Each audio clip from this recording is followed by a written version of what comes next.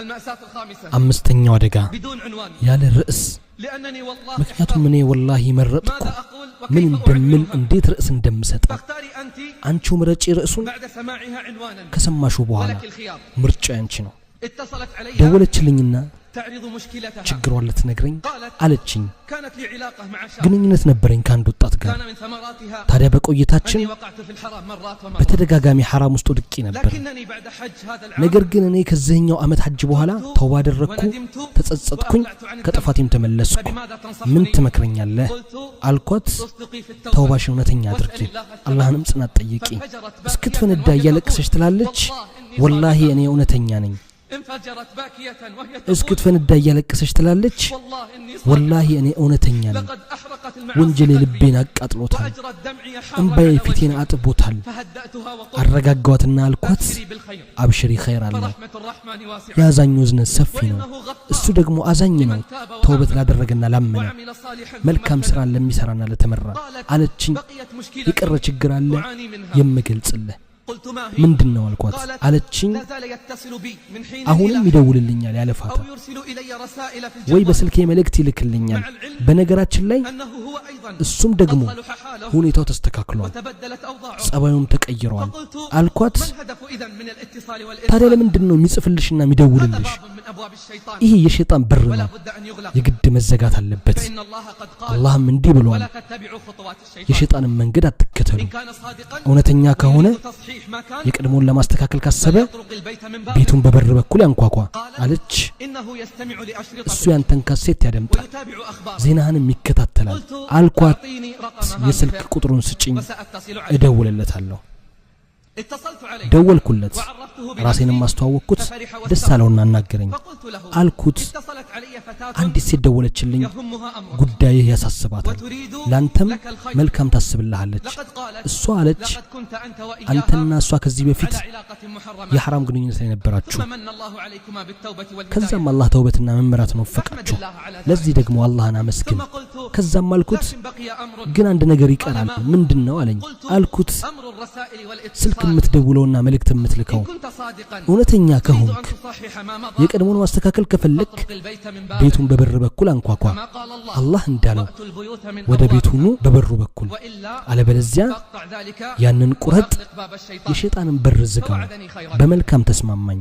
دارت الأيام ቀናቶች ሄዱ ومضت الليالي ሌሊቶችም ثم አለፉ اتصلت علي الفتاة مرة أخرى ከዛም ያቺው ሴት መልሳ ደወለችልኝ فسألتها عن أخبارها ስላለችበት ጠየቅኳት ስለ ሁኔታዋም فقالت على أحسن حال በጥሩ ሁኔታ ነው ያለሁት ثم አለችኝ سألتها عن ከዛም ስለ فلان ልጁ ጠየቅኳት አለችኝ لقد انقطعت الرسائل تماما መልእክቱ እንዳቆመ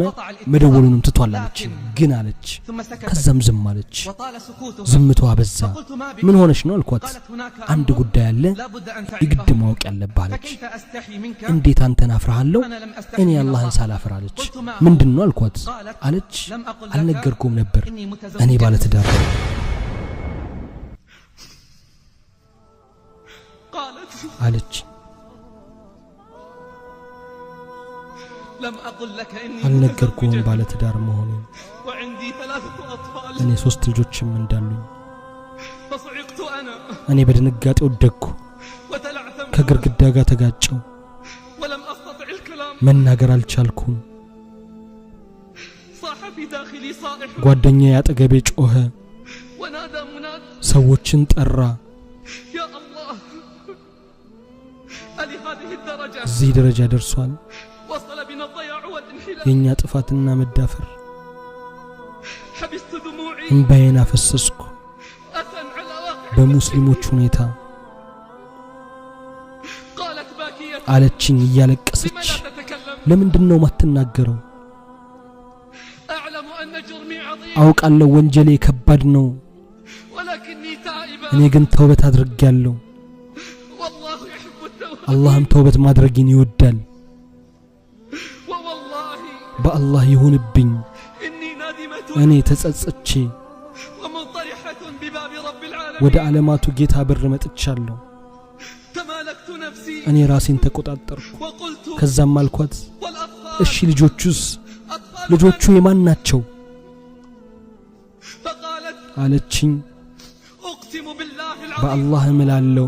إنهم أبناء እነሱ أبي የአባታቸው ልጆች ናቸው وأنا متأكدة እኔ من ደግሞ ذلك በዚህ እርግጠኛ ነኝ አልኳት هل عرفت الآن አሁን አወቅሽ لماذا كان الزنا ለምን ዝሙት ከወንጀሎች ሁሉ አጸያፊና አስቀያሚ እንደሆነ አላህም አለ ولا تقربوا الزنا ዝሙትን አትቅረቡ إنه كان እሱ فاحشة መጥፎና መንገድነቱም የከፋ ነው ورتب عليه እንደውም أبشع አደገኛ العقوبات ቅጣትን ጣለበት الرجم حتى الموت ውግረት እስከ ሞት وبدأ بالزانية ከዝሙተኛዋ ጀመረ ከዝሙተኛው በፊት فقال አለ والزانية والزاني ዝሙተኛዋና ዝሙተኛው فبدأ بها ከሷ ጀመረ لأنها لو لم تمكن ምክንያቱም እሷ ራሷን ባትሰጥ لما حدثت ይሄ ሁሉ ባልደረሰ ነበር አለቀሰች حتى قطعت ልቤን قلبي እስክትቆርጠው ድረስ በለቅሷ تقول ትላለች أشعر كلما رأيت ባሌን ሁሌ ባየው ጊዜ ወንጀለኝነት ይሰማኛል وأني حقيرة እኔ ከሃዲም እንደሆንኩ ودائما ዘውትር ደጋግምበታለሁ በጆሮ سامحني ታረቀኝ እያልኩ واعف عني ይቅር በለኝ እያልኩ وهو لا يدري እሱ አያውቅም لماذا أقول ለምን እንዲህ እንደምለው بل فكرت እንደውም በተደጋጋሚ አሰብኩ أني أصارحه ግልጹን እንድነግረው فقلت አልኳት أصبري ምስጢርሽን ደብቂ فمن سترك على نفسي ምስጢሩን የደበቀ አላህም ይደብቅለታል ነገር ግን